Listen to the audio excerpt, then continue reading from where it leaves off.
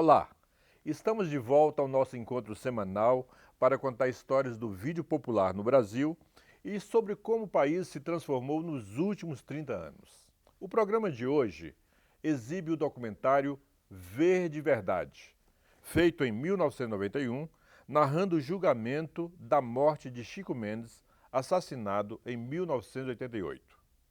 Quem dirigiu e roteirizou o vídeo foi Odair Redondo, com reportagem de Pio Redondo. Odair nos conta sobre a escolha de acompanhar o julgamento e a vida dos seringueiros que viviam em Chapuri, no Acre, terra de Chico Mendes. Confira. Eu trabalhava na TVT, TV dos Trabalhadores, né? E realmente o que puxou a gente para fazer esse documentário foi o julgamento, né? Quer dizer, foi um crime que à época foi algo de grande repercussão, né? Não que o Chico Mendes tenha sido o único a ser morto naquele tempo, mas era o único que realmente catalisava emoções, história e tudo mais. Era um símbolo, né? Então, quando você mata um símbolo, como foi o caso, né, é a chance, né, uma chance triste, mas é a chance, né, de você revirar um pouco aquela realidade, né, que leva ao assassinato. Então, a nossa intenção não era principalmente acompanhar o julgamento. O julgamento, é claro, ele é que catalisa tudo, mas a gente queria saber um pouco como viviam aqueles seringueiros tão distantes no Acre, tal, apartados do país, que vida era aquela, que gente era aquela, né, que barulho eles estavam fazendo para ter uma repercussão daquele tamanho, né? Então, a partir do assassinato e do julgamento é que a gente resolveu ir para lá e fazer o trabalho. O fato da gente trabalhar à época, né, na TV dos Trabalhadores, né, ligada à CUT, então já era uma facilidade muito grande, a rede de contatos muito rapidamente se formou, né? Quer dizer, os acessos, né? Hoje eu trabalho na TV Globo, se eu estivesse cobrindo pela Rede Globo aquele julgamento, eu não teria a mesma facilidade, porque é natural que eles olhassem com um certo distanciamento. No caso, nós éramos tratados meio como gente da casa, né? O que facilitou muito, por um lado, e por outro lado, né, leva a gente para ter um trabalho equilibrado, né, a estar por dentro, mas um tanto quanto distanciado para fazer o trabalho de jornalismo, afinal de contas, né, com a maior isenção possível.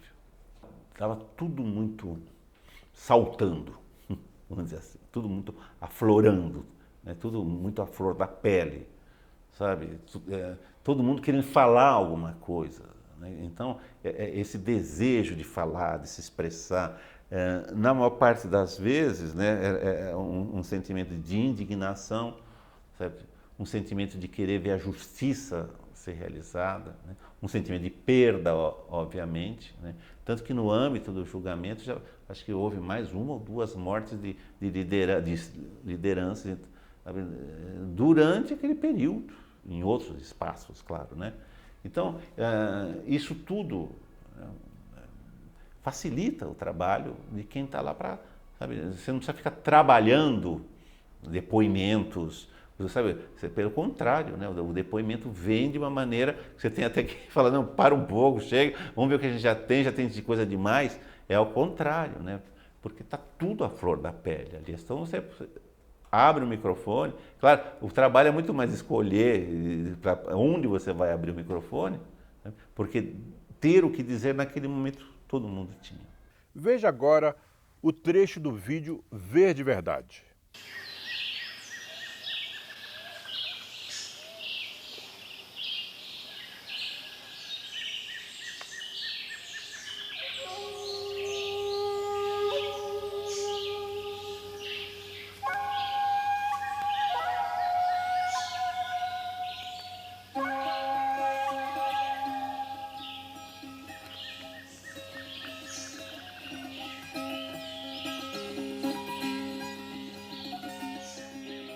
Os índios já chamavam este lugar de Chapuri muito antes de surgir a cidade que ficou conhecida como cenário de vida e morte de Chico Mendes.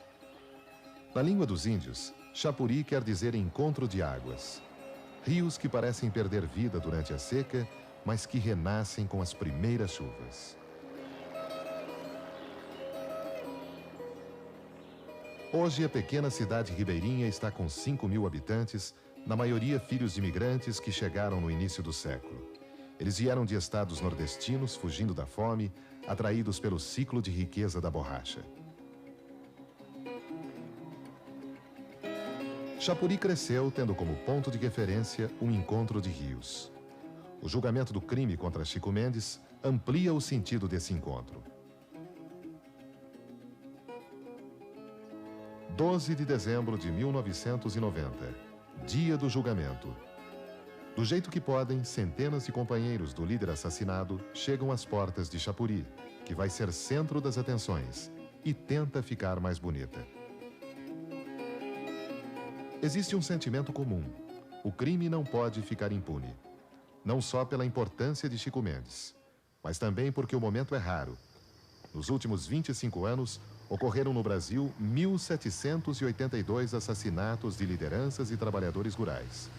Contam-se nos dedos as punições. Raimundo da Silva Maia caminha com a família há mais de 10 horas. Ele sabe que seu destino e o futuro da Amazônia também estarão em jogo no julgamento. O importante é porque nós queremos as nossas seringais, a nossa floresta, em paz para nós sobreviver. Que nós somos pais de famílias e nós queremos a nossa terrinha para nós, como diz, trabalhar, criar nossos filhos e futuramente netos, como eu sou avô, já tenho 5 netos já, né? Então, a maioria dos fazendeiros estava aí explorando na floresta e deixando nós, como diz, à toa aí, né? E nós não queremos isso, não. Nós queremos, como diz, as nossas florestas, para nós trabalhar e sobreviver. Para os seringueiros, não se trata apenas de julgar os acusados pela morte de Chico Mendes. Todo um processo de violência contra a floresta e seus habitantes também tem lugar no banco dos réus. Essa violência cresceu no início dos anos 70, depois que o regime militar decidiu que a Amazônia precisava de donos e de um novo modelo de exploração baseado no grande capital. Para ter direito a financiamento barato, bastava comprovar a implantação de melhoramentos na terra adquirida. E a derrubada da mata para a formação de pastagem era considerada um melhoramento. O resultado foram as queimadas e a expulsão dos antigos moradores. Muitos fazendeiros nem se deram ao trabalho de colocar gado no pasto. Apenas ficaram esperando a valorização da terra, que viria com a abertura de estradas.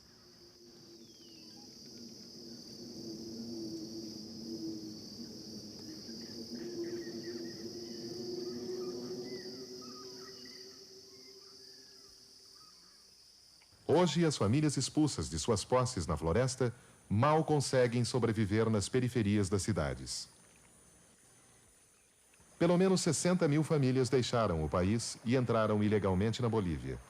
Continuam seringueiros, mas enfrentam a dura vida dos clandestinos.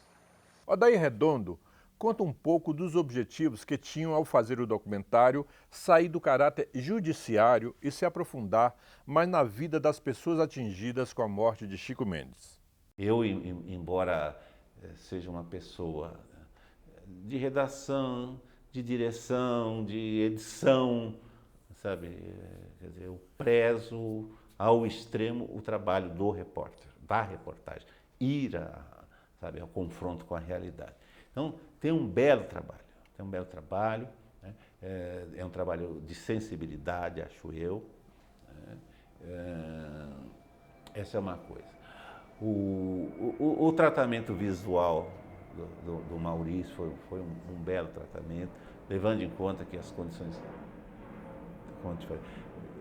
tecnológicas, né, não eram ideais. Você lidar com o equipamento na Amazônia é muito difícil. O resultado, em termos de imagens, foi muito bom. Né? E eu acho que se conseguiu no documentário você ter um fio condutor, que é o próprio, pelo menos a intenção foi essa, né? Que é o próprio julgamento, né? Mas não ficar um documentário de judiciário, né? E sim mostrar que havia muita vida em torno daquilo. Se decidia, não era uma sentença só, se decidia pela vida de muita gente, né, dos sobreviventes daquilo lá. sabe? E nesse sentido eu acho que o documentário leva a isso, embora ele não tenha assim, um caráter de querer induzir, né? De querer fazer proselitismo. Isso foi uma tentativa que a gente fez, pelo menos, né? Embora a gente tivesse ponto de vista e partido, vamos chamar assim, da história, né? A gente tentou ser assim, o mais isento, até quando falavam, olha, fulano de tal, não, fulano de tal diz que não tem nada a ver com isso. É preservar um pouco isso, né? Para dar um caráter mais jornalístico para a questão, né? E uma narrativa que entremeou, né? O julgamento como um fio condutor, e um pouco da vida de quem estava envolvido naquilo lá. Para sair, acho que a gente conseguiu sair do espaço do júri, vamos dizer assim, né? Já que se tratava de um julgamento, e agregar, né, as pessoas que estavam, de alguma maneira, atingidas naquilo lá. A equipe viajou para a Amazônia para realizar o trabalho e teve que lidar com diversas situações inusitadas que ele nos conta agora. Gravar na Amazônia é muito difícil. Equipamento, por causa da alta umidade, do calor, condensa. Eu tenho uma ideia, uma grande ideia que nós tivemos, vamos fugir um pouco aqui desses centros, né, mais politizados e vamos lá para o fundão do Alto Rio Juruá para ver esses seringueiros não organizados, para ver como é que vive esse cara que ainda sequer está organizado. Nós viajamos 2 dias e 1 noite num batelão subindo o rio. Quando fomos ligar o equipamento, ele não funcionou porque o calor condensou tudo. Resultado, descemos 2 dias de volta sem nada gravado. Então, gravar na Amazônia é muito difícil. E naquele caso lá, né, com uma tensão no ar muito grande, né, a emoção muito forte, né, isso até facilitou. Que é aquela coisa, está pegando fogo, você liga a câmera, você grava um incêndio. Então, era um momento de mentes incendiadas, vamos dizer assim. Então, isso brotou muito. E tem um grande trabalho de reportagem, que é do Pio Redondo, né? Que soube captar e ouvir as pessoas, né? Na postura de quem ouve e não de quem está fazendo discurso lá também, né? Nessa subida que a gente fez pelo rio, a gente dormiu em rede, né, no chamado batelão, que é o barco de carga. A gente dormiu emprestado em casa de seringueiro, né, aquelas casas que são feitas parecidas com palafitas, assim, porque nas cheias do rio ele tem que, embaixo fica a criação, os porcos, os cachorros, as galinhas e tudo mais, e você fica só em cima com o cheiro e o barulho, quer dizer, não é bem dormir, na verdade. E às vezes, sim, quando a gente estava em cidade ou mesmo na capital e tal, aí você dormia em um hotel mais econômico e tudo mais, mas é aquela história, né? Quer dizer, quando você chega num centro urbano, por pior, mais modesto que seja o hotel, é um paraíso comparado com o que você vê de dentro da floresta, né? Mas a gente dormia muito bem quando chegava numa cidade. Vamos assistir agora a mais um trecho do documentário Ver de Verdade. Por coincidência, o final do julgamento em Chapuri aconteceu no dia do aniversário de Chico Mendes. Ele estaria completando 46 anos de vida. Quando morreu com 44 anos, era praticamente desconhecido da maioria dos brasileiros, que não recebe informações sobre o trabalho dos sindicalistas, nem dos crimes cometidos contra eles. Na cidade do opressor, hoje, silêncio e pranto são os cantos de Chapuri e Brasileia. Eu vim para que todos tenham vida, que todos tenham vida plenamente. Eu vim para que todos tenham vida, que todos tenham vida plenamente. Chico Mendes.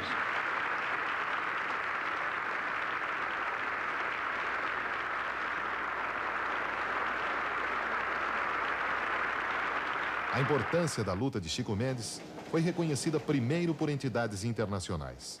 A morte dele só não passou desapercebida como centenas de outras por causa da mobilização de seus companheiros e da repercussão do assassinato no exterior.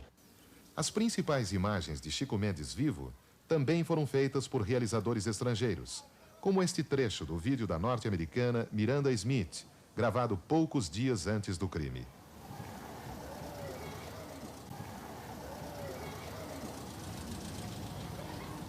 Hoje eu sou obrigado a ter segurança ao meu lado, porque eu estou sendo seguido por pistoleiro, estou ameaçado pelos pistoleiros.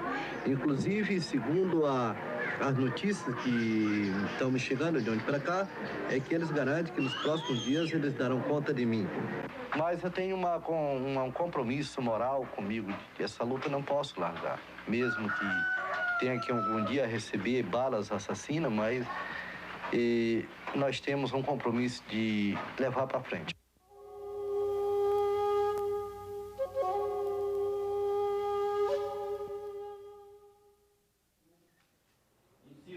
A sentença vai ser lida. E não se trata apenas do ato final de um ritual de justiça. É a derradeira chance de resgatar a memória de Chico Mendes também para os brasileiros. Para o acusado Garcia Alves Pereira, fixo a pena base em 19 anos e 6 meses de reclusão. Em virtude da atenuante reconhecida a seu favor, reduzo a pena em 6 meses para torná-la definitiva em 19 anos de reclusão. Para o acusado Darli Alves da Silva, fixo a pena definitiva em 19 anos de reclusão. Não favorece aos acusados acima nenhuma outra circunstância legal ou causa de aumento ou diminuição de pena.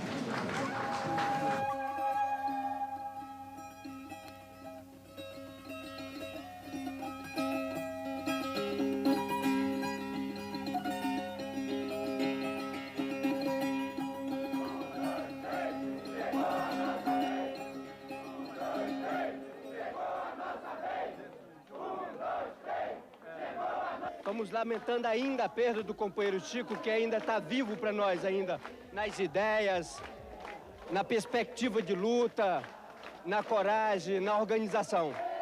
Mas vamos comemorar porque a gente já chorou muito, a gente chorou demais, a gente foi massacrado, a gente foi perseguido, a gente continua sendo perseguido. Mas eu acredito que a força do movimento, a contribuição das entidades ambientalistas, do movimento sindical no Brasil, a contribuição de personalidades que se empenharam, da imprensa, a comunidade internacional contribuiu, como a comunidade nacional, que queria ver justiça nesse assassinato. Agora vamos atrás de justiça para o assassinato dos outros companheiros. E vamos conseguir, partindo para criar as reservas extrativistas, melhorar a condição social dos povos da floresta, a condição econômica. Vamos para um rápido intervalo. Vídeo Popular, 30 anos depois, volta já já.